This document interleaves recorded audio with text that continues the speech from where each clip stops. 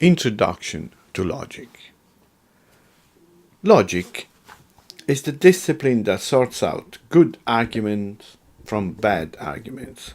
Aristotle claimed to be its founder, and this claim is no idle boast.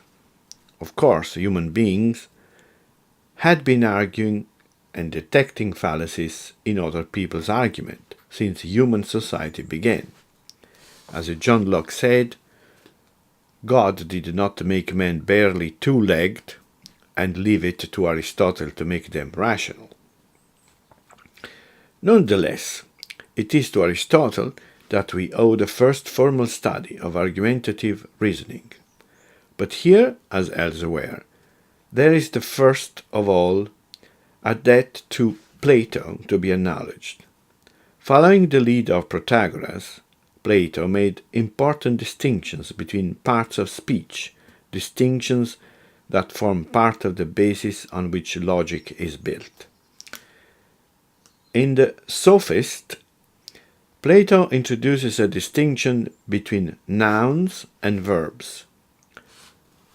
Verbs being signs of actions, and names being signs of the agent of those actions. A sentence, he insists, must consist of at least one noun and at least one verb. Two nouns in succession or two verbs in succession will never make a sentence. Walks, runs is not a sentence, nor is lion, stag.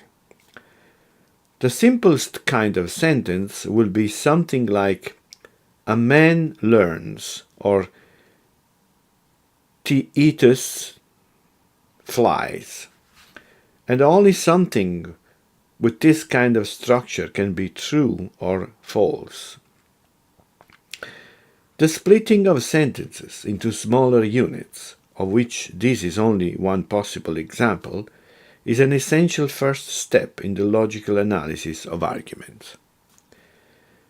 Aristotle left a number of logical treatises, which are traditionally placed at the beginning of the corpus of his works in the following order: Categories, De Interpretatione, Prior Analytics, Posterior Analytics, Topics, Sophistical Refutations. This order is neither the one in which the works were written, nor the one in which it is most fruitful to read them. It is best to begin with the consideration of the Prior Analytics, the most substantial and the least controversial of his contributions to the discipline of logic, which he founded.